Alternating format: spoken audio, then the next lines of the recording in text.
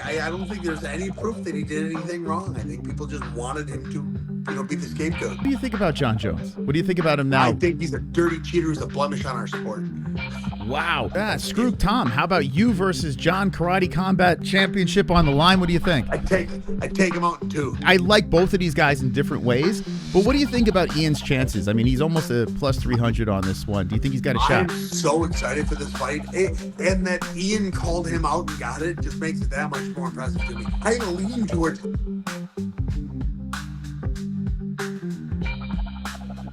Champion, two-time world champion, karate combat, UFC veteran, best smile in the game. Ladies and gentlemen, let me bring back to the program, smiling Sam Alvey. Let's go. Hey, I appreciate you so much having me on. Thank you, Sam.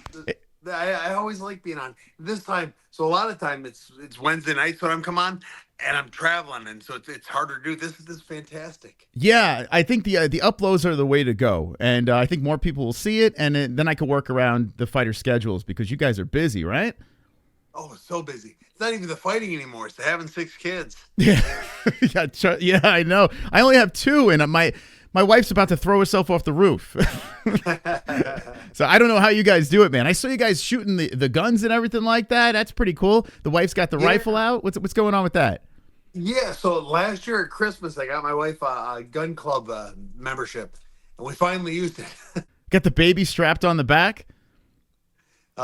Yeah, they go everywhere with us. So they got to shoot too, and they just loved it. That is awesome. Yeah, I just got my first gun that I own. Like, I've borrowed weapons for, just for home defense and all that stuff. And, I just finally grew the nuts to actually buy myself a pistol. So now I'm like, ooh, yeehaw, let's go. Here, before long, you're going to have the shoulder strap and the ankle strap, and you're going to have the holster on the hip. You know what? It starts with one gun, and then you get hooked. That's what everyone says, and I'm very inspired by Sean Strickland, and he's a man's man and likes to whip his gun out. Yeah, he loves whipping that gun out. Yeah, he sure does. So we got this card this weekend, 310. And it's a very well-balanced card. I really like it a lot, and it's got this Kai Asakura that's headlining against Pantoja. He's making his debut, and he's fighting for the championship. Like, that's insane. And you got 2 undefeated fighters in the co-main event in Rakhmonov and Ian Garry. That's fantastic stuff. But I'm going to kind of just scroll through this card over here, and I want to pick your brain because you have been inside the Octagon, and you are a champion. I mean, that's the most important thing. Greatest karate on the planet. That's right. Yeah, Karate Combat's been doing phenomenal, right? Oh, it's incredible. The cards have been getting so big. Now they just hired the heavyweight Olympic gold medalist taekwondoist who's fighting later this month. Yeah, so the dude that was fighting in the UFC too, what was his name? Despain? I can't remember his name, but he's a big scary guy. And as soon as you wrestle him, he's just like a complete hot mess. But he's got crazy power, and now he's fighting in Karate Combat too, right? Yeah, and immediately said, "I'll fight him. I'll take him." And they said, "Hey, he's probably a little big." I said, "Okay." But I still get credit for challenging him. So you called him out? I guess I can't do it. It's the wrong weight class. You called it? Holy cow, man. You must have a death wish, huh? Oh, man.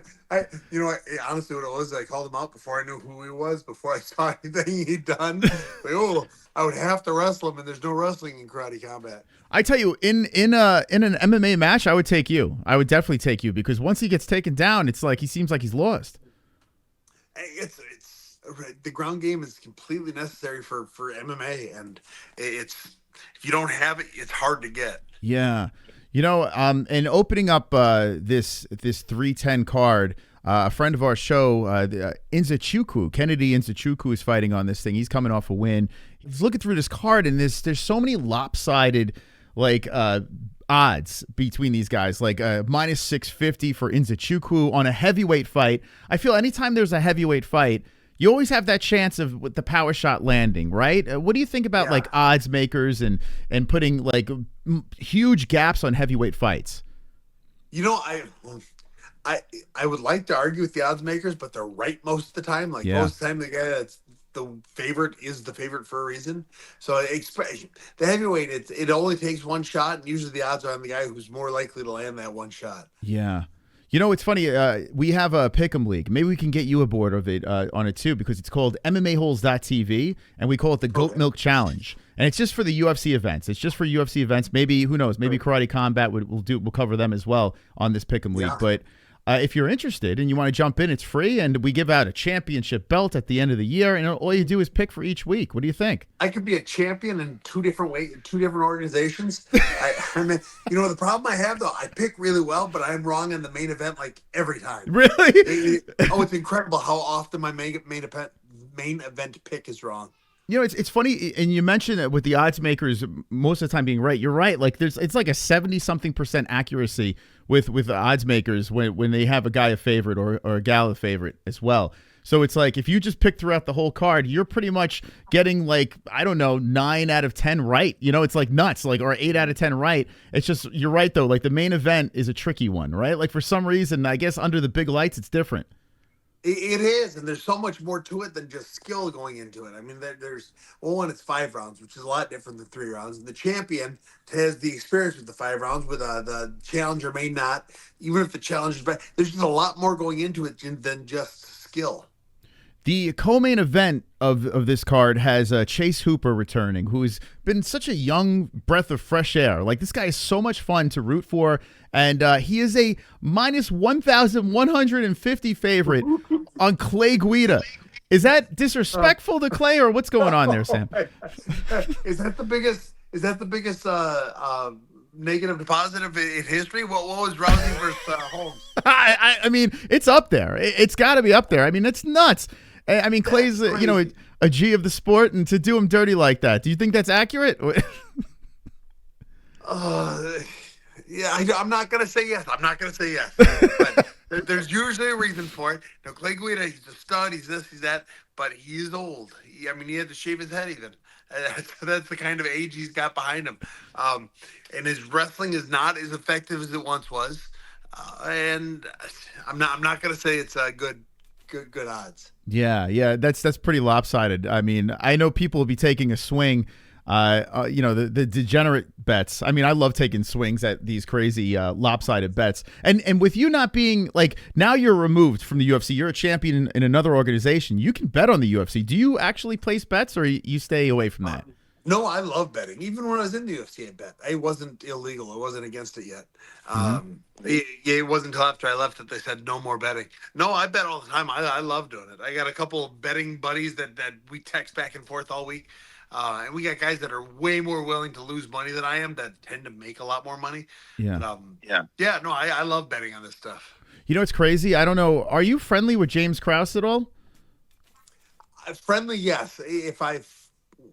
We've talked like once or twice in our career. Okay. Yeah, because I just looked on Facebook and I was like, oh crap, I follow James Krause over here, and he's like living his best life. Like, it's crazy. Like, so I guess he's clear of all the allegations and the craziness that was surrounding him. Do you know any more information on that? No, when he came out, I was like, well, I guess he got caught. But I never really thought he did anything wrong. I mean, he would not have thrown a fight. Mm-hmm. I get no MMA guy would throw a fight. No coach would throw that fight. And he was good at betting. He was good at betting. Really? Oh, okay. So this is actually a unique take, because a lot of people are just crucifying him, but he is free. He's running around. He's got his real estate. He looks like he's living a great life. So I guess he is innocent of these accusations, right? Yeah, I haven't heard anything come down. I think everyone wanted him to be guilty, but everyone always wants somebody to be guilty. True. No, I don't think there's any proof that he did anything wrong. I think people just wanted him to, be the scapegoat. Yeah. Well, okay. I got something controversial since I have you here and we're talking about guilty. You heard about the whole Conor McGregor situation and that nutty trial? Yeah. I don't know. He doesn't do himself any favors. Yeah. His public persona is a guy who would have done that. However, I don't know. I know the government system over in Ireland is against him heavily. Yeah. So that probably didn't help him either. So I really don't know. I don't know enough about the facts or what aren't facts or how long ago it happened or who the gal is.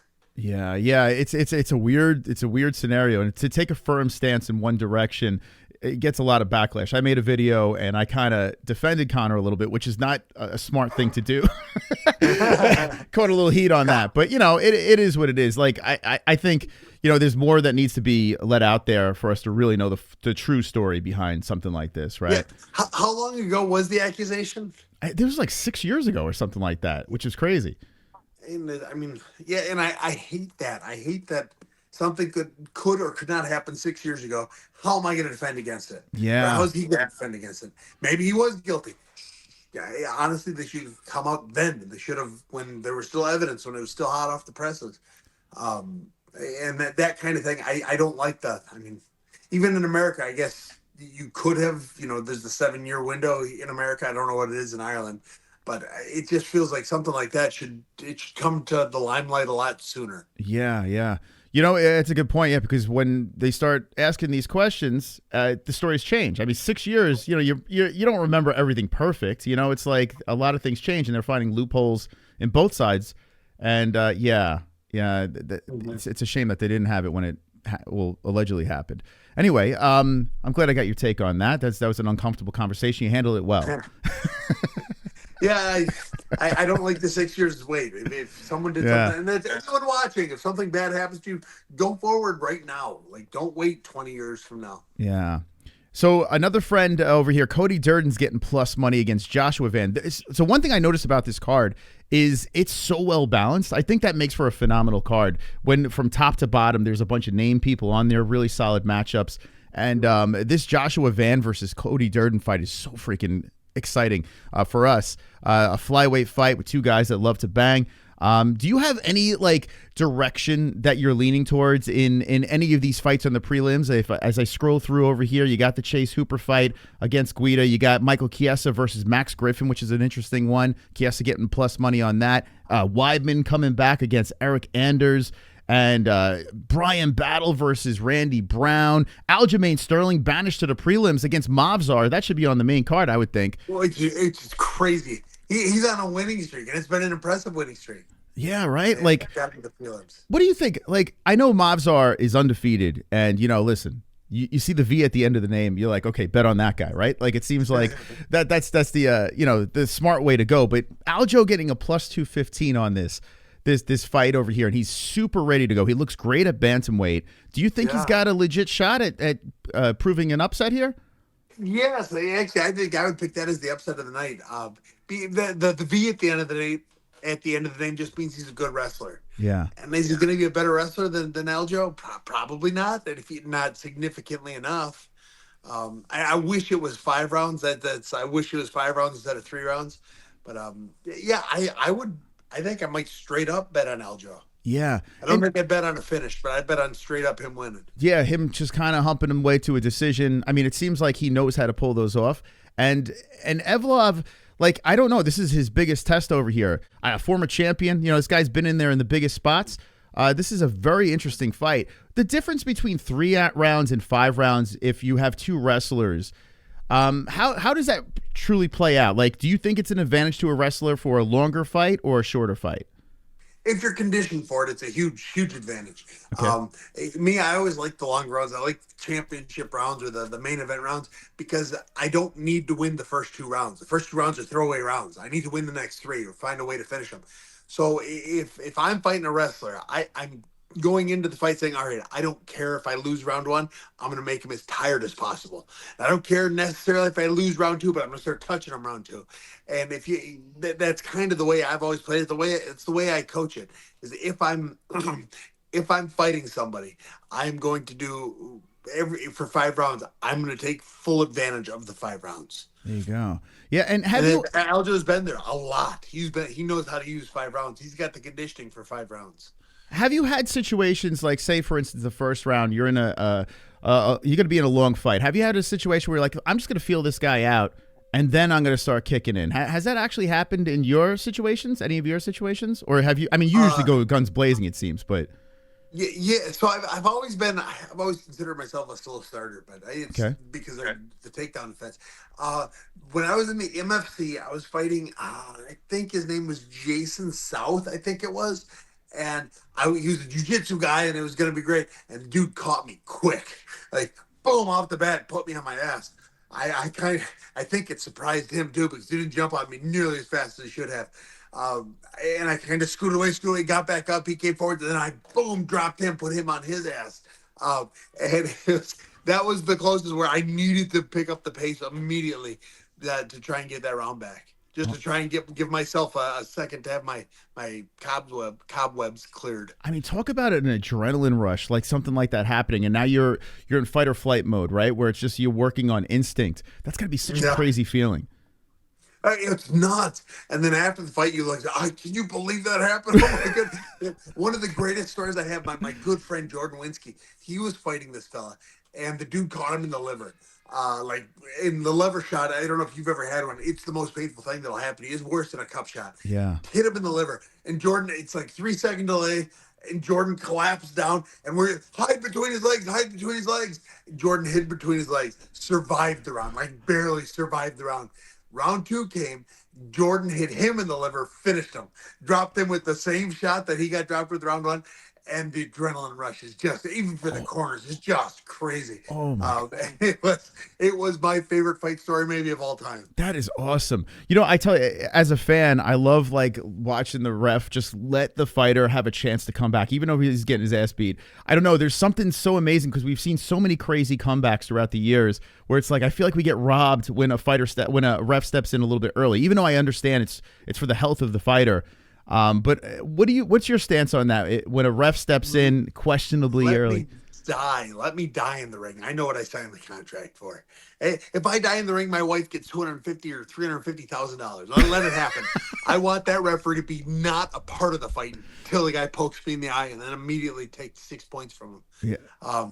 That is what I want the ref for. It drives me early stoppages. I hate them. I much prefer late stoppages. Yeah. You know, it drives me nuts as a fan just in title fights.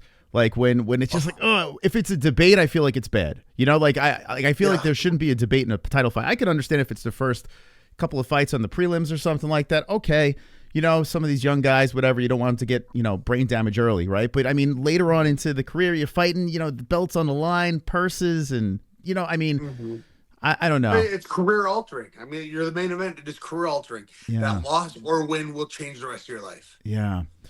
So finishing the prelims over here, you got Garimbo stepping in against Vicente Luque, which Nick Diaz was supposed to fight. And there's been these videos of Nick Diaz, like, I don't know, peeing in a bush or so. I don't know what he's doing something. He's sitting on the side on the curb. He looks like he's in pretty bad shape right now. But do you have any inside information on Nick Diaz? What's going on with this guy? You think he'll have a fight again? No, I was very surprised that he was offered and accepted Luque. Luque is supposed to win. Luque is on the rise. Surprised me Luque is on the undercard. He should be the main card guy too. Luque should have won that fight easy. It doesn't surprise me that Diaz pulled out. I think Diaz was supposed to fight. He's supposed to fight him or someone else over at Fight Island a few weeks ago or months ago, and he pulled out of that too. I think he's waiting for a good fight, not a bad fight. At the very least, not a bad fight. I think Luque would have been a really bad fight for him. I agree. Yeah, I think Vicente would have beat him up pretty bad. Why not Nick Diaz versus like Tony Ferguson or something like that? Doesn't that seem like the makes them? I mean, both of them shouldn't be fighting right now, but who are we to say, you know, they shouldn't be fighting? I mean, that seems like it would be perfect. No? It would make sense. It really would. There'd be a size difference, I guess. Yeah. Maybe they'd meet at 70. I don't know. Wherever it is, it would make sense. One of the two of them would retire after. Maybe both of them would retire afterwards. Is Ferguson still on the roster? Yeah, Tony's still on the roster, which is nuts. And he fought in the Ultimate Fighter. He did fight at welterweight. But you know, his last fight was at 70 also. Yeah, I mean, listen, we know what Tony is right now, but I feel like it would be a nice send-off, right? Like the loser goes home, you know, like kind of deal, right. And it would be a fun fight for the fans. Is it tough for you to talk about stuff like this? Because I mean, knowing you would fight in the UFC until you're freaking in the grave, right? Like you're that type of guy, and then you reinvent yourself in karate combat, you become a champion over there, so you always land on your feet. But when you see fans or hear fans speaking about, oh, this guy should retire, get him out of here, this and that, like, does it bug you, or are you now more on the fan side of things where it's like, yeah, retire? Yeah, they're talking about me. That is the most important thing. They're saying good things, bad things, whatever. I'm on their mind. I Yeah. mean, 30 years from now, they're gonna know who I am, and I still have no idea who they are. I just want my name talked about by everyone, good or bad. Yeah. So if they want me to retire, good. Tell me you want me to retire, and then I'll either do it or I won't. I'll go on to become the karate combat heavyweight champion. Yeah, it's crazy, right? Any of the doubters that you had or the haters that you had, here you are hoisting another a belt, and everyone's like, "What the fuck? Sam's not going anywhere." Every now and then, I still get people. Oh, you're the guy. It's like, dude, I haven't lost in 3 years. Yeah. I am the champion. I am kicking ass. That's crazy, right? Do you? I mean, I don't. I feel like you don't get as much hate as a lot of these other fighters because you're such a nice guy. I mean, maybe I'm off on this. Do you get a lot of hate? No, honestly, no. You know the comments that bother me the most are when other people say I get a lot of hate. I really don't think I do. Or I'll get the comment. They'll say, "Man, it's not fair that you get so much hate, Sam." I said, "Well, who's hating on me?" I didn't know that was a thing. Yeah, Every I now don't. and then I'll see the comment, but it's like only every now and then. I can't recall anyone really saying anything bad about you. Even like when you were at the tail end of the UFC thing, like people were always rooting for you. It never seemed like they weren't rooting for you, you know? Yeah, I always felt the love way more than I felt the hate. The comment I was getting, what does Sam know about Dana? Or what dirt does Sam have on Dana? I always like that comment. So now I use that all the time. You know, it's funny. I have a couple of people that unfortunately, I can't say the names, but I would love them to write a book because I've heard some stuff about Dana, but I can't fucking say who it is. Anyway, I'm gonna get in trouble. But anyway, but you've had good experiences with Dana, right? He's been great with you. Yeah, I've talked to him with 4 or 5 times in my career. He's been great. He's the exact same in person as he is on TV. Yeah. He's just the same guy. I've really enjoyed every time I've gotten to talk to him. He went out of his way when he didn't have to early in my career to make me feel like I was wanted, like I deserved to be there. Yeah. And that always just rung real true with me. Yeah, I feel like if you stay cool with Dana, like that's a good place to be because that he would have you back no matter what. And you were the type of guy that would sign contracts and fight anybody, right? Yeah. That's really the reason why I ended up in the UFC for as long as. If you look at those last 8 fights, like 6 of them were on 2 weeks' notice. Wow. And I should have said no. I should have, but it wasn't in me. I couldn't do it. Yeah, well, I mean, you are a fighter, and I guess Dana likes that, right? If you don't say no, he's gonna keep you around a little bit longer, saving cards and stuff. The headline of the preliminaries has Anthony Smith, another guy, a little later in his career, and then Dominick Reyes with this crazy resurgence. Dominick getting a -360 as a favorite over Anthony Smith. What do you feel on this one? Do you think Lionheart could pull off the upset? A training partner of mine, or he was for years. He's gonna get it. His cross. He has the sneakiest cross of anyone I've ever sparred with. And at this point, I like Lionheart. He's a great challenger, great champion, well, almost champion. And he should have stayed down when Jones cheated against him. Yeah. Should have. Like that must grated him. If he was slightly less concussed, he should have stayed down. He would have thought. But anyways, power to him for not and all that other blah blah blah. Yeah, Reyes is gonna catch him. Yeah, I totally agree. I like even like look what happened to Aljo, right? I mean, I'm not saying he stayed down on purpose. I don't know what really happened there. He got hit pretty hard, but it worked out great for Aljo, right? So yeah. Lionheart could have defeated the GOAT. It would have changed his life had he stayed down. And he should have stayed down. And I think he knows he should have stayed down. If you rewatch that, I can't believe whoever the ref was that let it kept going. Lionheart was on Queer Street after that knee. It was as blatant an illegal shot as I've ever seen. Yeah. What do you think about Jon Jones? What do you think about him now? I think he's a dirty cheater who's a blemish on our sport. Wow. So, yeah. I would say, would you like them to fight Tom Aspinall or you want him to go away? Fight Tom, whatever. It doesn't matter to me. Whether he wins or loses to Aspinall, everybody's going to say he's the GOAT, he's the greatest. Shut up. He's a cheater. He has spent his career cheating, whether it be with drugs or eye pokes. He is just a dirty cheater. Yes, he's done some cool stuff in his career. Great job. But he's a cheater, and that there's no two ways around it. And then you can get in. I don't even care so much about what he's done outside of the octagon. Everyone says, "Well, he's a good fighter, but his real life is beat up his wife or whatever." I really don't care. Whatever. In the ring is all I'm basing my who the GOAT is talking points are, and he's a cheater. He spent his whole entire life cheating.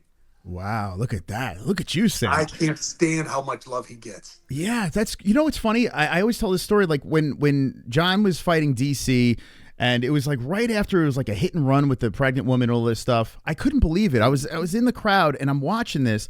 DC was getting boos like crazy. And here is Jon, fresh off of like being arrested and having all this trouble, and the crowd's going fucking nuts for the guy. Like they're going crazy. I'm like, isn't DC supposed to be the good guy? What's happening here? Yeah. So weird. And then that fight, Jones pops for picograms or whatever. Yeah. It's crazy. But now it seems like the fans have turned with the whole duck thing, and they're really slamming Jon a lot now. It seems like they've kind of had enough. Yeah, and I think time will cure that. I think if he were to go away, people would, settle on him being, oh, he's great. Yeah. If he doesn't go away, I don't know, maybe it'll still come up. But his only next fight is Tom, which I think he thinks he would lose, and I think he would lose also. Yeah. How about screw Tom? How about you versus Jon Karate Combat Championship on the line? What do you think? I take him out in 2. Yeah, let's go. I'm putting all my money on you. I think you're gonna knock him out. You're gonna be rich, and I'll be an underdog, but you'll be rich. All right, let's touch on this main card over here. We're gonna go through this quickly. I love Ho Choi, even though it's a shame when he went away to serve and came back. It seemed like it threw a little monkey wrench into his career, but he's always fun to watch fight. And they got him versus Nate Landwehr. I mean, Ho Choi getting the plus money on this one. The main card opened up with fireworks with these two. Any thoughts on this one? It'll be a lot of fun. I could see a knockout. I really could. But it'll be one of those fights you're sitting on the edge of your couch. You're like, oh, is it going to happen this round? Is it going to happen now? Well, what's it going to be with? Yeah. I tell you what, man, I can't wait to see that one. That's going to be a good one. And then the weirdest thing on the card is Bryce Mitchell versus Kron Gracie on the main card. Now, Bryce, still a top guy, but Kron Gracie looking like he just got out of bed over here. I mean, this is like the weirdest shit. 5-2 versus 16-3-0. Like, I don't even know how to wrap my head around this. What are your thoughts on that fight? The Instagram numbers say it's the fight that should be made. So if you follow on Instagram, Bryce has got a following. They see how big his fan base is and how much everything he says gets highlighted. Like whenever Sean Strickland talks, same idea. Just throw him on any card to fight anyone, and make a lot of people want to see it. Yeah, Bryce is so funny, man. He really is, and him hanging out with Sean is hilarious too. Seeing those two, I mean, they make the funniest videos together. He's a funny dude. Ciryl Gane saying he wasn't himself against Jon Jones. It was like a different person when he rewatches that. And now he's fighting a dangerous guy in Volkov. Ciryl Gane getting some big minus money, 340 on this against Volkov. Do you think the under's got a shot in this one? Or do you think Cyryl's going to do his smooth striking and get the win? I think Cyryl's going to get him. I think Ciryl is a good striker. I think Volkov he's a good heavyweight. He's a fantastic heavyweight. I just don't think he has the skills to keep up with Ciryl. Yeah. Gane, as I like to call him. And I agree. I predicted he was going to beat Jones, and then he looked terrified. Like, he walked in there, he looked scared the whole fight. Like, before the bell rang, like, oh, this is terrible for me. I was really public about how Jones was going to lose. And then he missed a punch, was hesitant, kind of got taken down. And it was a terrible fight. It is a thing, right? Like, I mean, as fans, like, we don't know, like, but we like, wow, that guy looks scared. That guy looks scared. Or like Cowboy versus Conor. It seemed like Cowboy didn't want to be there in some strange way. Have you ever had a situation where you experienced that where you're like, I don't want to be here right now? No, but I never want to prove I'm better than someone else. I just want to fight and beat someone up. So it's a little different mindset whenever I do it. I think Conor was nervous against that. Cowboy was nervous. Conor has such a way of getting in people's minds. I mean, that's why he beat Aldo. He was not as good as Aldo, but he was that day. He got into Aldo's mind. And Conor is so good at that. Now, that's kind of why he's lost some of his luster, too, is people aren't biting quite like they used to. But I thought Cowboy kind of bit. Conor was in Cowboy's mind. Yeah. So that is a thing. It's confirmed. You heard it from Sam Alvey. That's it. It's science. Yeah. Speaking of science, I don't know what's going on with these two, but they don't lose. There's something in these guys that they just don't lose, but someone's got to lose. Ian Garry versus Shavkat Rakhmonov. I tell you what, I'm taking a swing on the under, even though I know Shavkat's the boogeyman. I love that everyone is shitting on Ian Garry and he's a cuck and he's this, he's that. I think it's great. I'm like, you know what? I hope he wins and pisses more people off. It's so cringy on the mic. I don't like. Yeah. I like both of these guys in different ways. But what do you think about Ian's chances? I mean, he's almost a plus 300 on this one. Do you think he's got a shot? I'm so excited for this fight, and that Ian called him out and got it just makes it that much more impressive to me. I lean towards Ian. Shavkat, I don't believe Shavkat's ever been to round 3. I don't believe he's ever been to a decision. Ian's got good conditioning, is high functioning, strikes so well. I really think. I think Ian has what it takes to beat him. I would have preferred a 5-round fight as opposed to a 3-round. I would have liked to see this headline of Fight Night. But I like I'm really excited for it. It's the fight I'm watching the pay-per-view for. Yeah, me too. This is my main event as well. So you're right. He hasn't gone past 3 rounds. Shavkat, that is. And he's very scary. And like you said, the fact that Ian Garry called him out is nuts. I mean, these guys have trained. They've trained together, and there's some footage that has been released.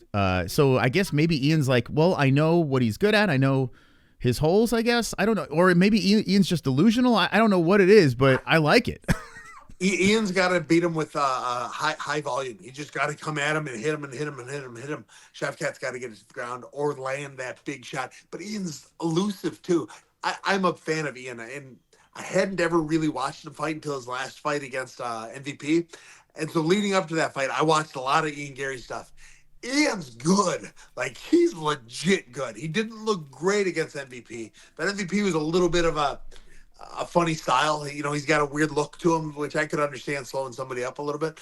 But Ian's like legit. After watching all of his fights prior to MVP, he's legit. Shavkat is too. But Ian, I think, has probably had some tougher fights. Yeah.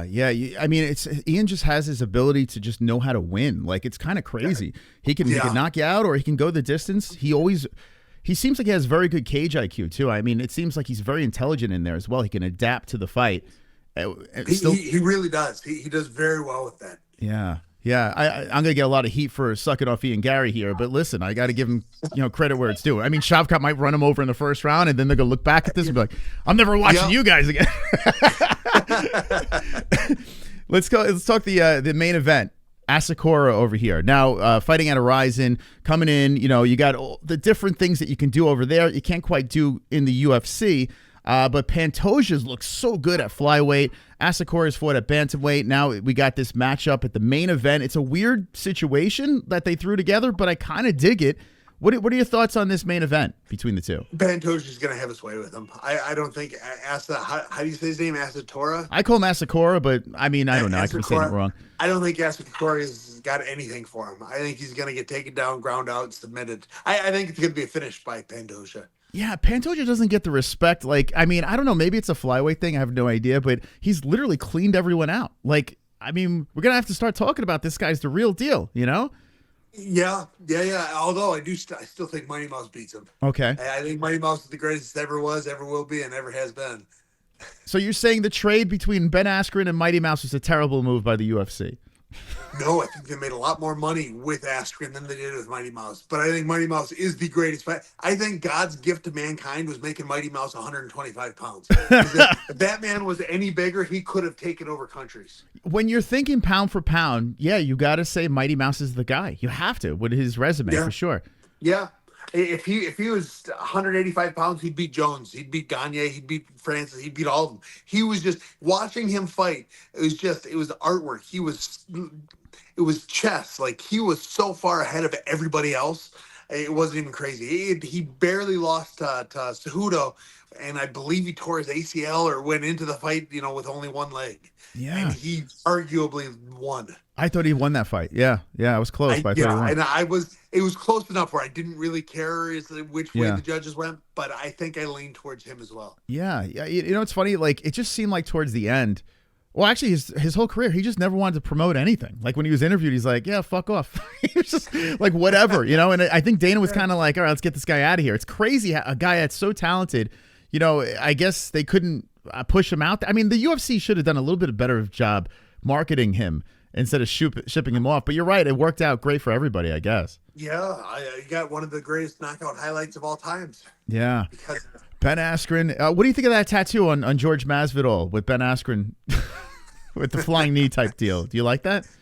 Hey, take it. Dan Henderson's logo is him knocking out Bisping. Yeah, well, I tell you, that's true. I didn't even think about that. That's true. Yeah, I don't know, but for some reason, Hendo's is cooler to me. I don't know Hendo's a cooler guy than anyone. Yeah, I you know what? Am I crazy for saying that? I know Masvidal's coming back next year. He said he wants to fight in the beginning of next year or something.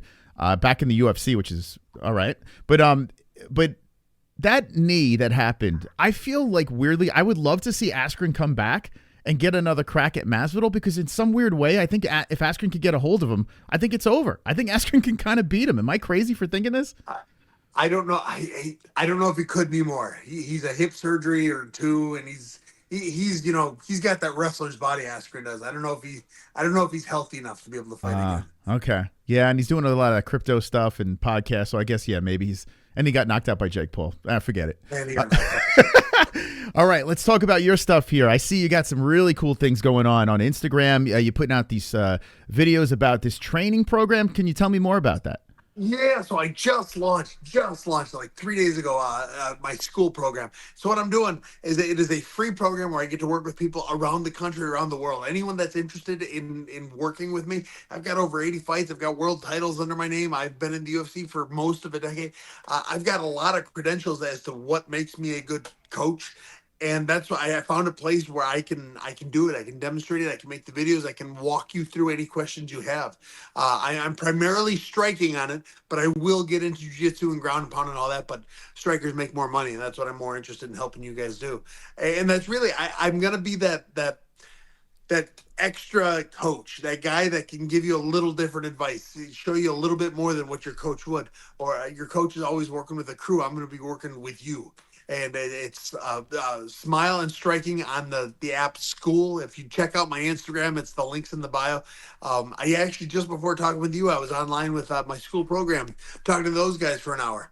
And just really trying to build the best product I can, helping fighters become professionals, become good professionals, become world champions. Yeah, so I'm looking at it right now. So it's a Smile and Striking free. So if you go to Sam's Instagram, go follow Sam on Instagram. It's Smilin Sam, SMILEN Okay, go on over there, Instagram, give him a follow. And then in the description, you can see up top, there's the link. You click on it, and it takes you over. I see already 196 members that are joined up. Now, am I hearing this correctly? You're saying this is free? Completely free. Yep. Wow. Yep. I'm working with everyone for free. There might be something more down the line, but right now I am really focused on trying to build a good crew of athletes, of fighters that want to learn a little bit more and make sure they're the best in their gym, maybe best in the world someday. Wow. That's unbelievable. Yeah, guys, go check it out. Check out that link. Yeah. It's free. You can become a badass trained by the badass himself, Smiling Sam. This is great. Yeah. And another thing I'm offering everyone there is I'm a nutritionist. I was trained by George Lockhart and Leith, Lockhart and Leith a few years back. And so I'm a nutritionist. So I'm helping with weight cuts, helping with diet plans, weightlifting plans. I'm going to have every week or every month, I'm going to have interviews with some high-named celebrity fighters or trainers. I'm really going to have a good time with this. This is awesome, man. This is great, man. This is actually a really cool thing over here. Guys, go check it out and let me know what you think about Smilin Sam's new website here, Smile and Striking. It's free. And I mean, our community loves free. So go on over there, take advantage of this big opportunity. And I'm happy for you. This is an awesome thing, man. You must be pretty stoked. I am thrilled. It's been a lot of work. I've been spending most of the last year working towards this, working on the videos, working on the concept, working on what I want to show and how I want to show it. And it was so exciting to have that launch day this last Friday. Black Friday, we opened up, and it was a good day.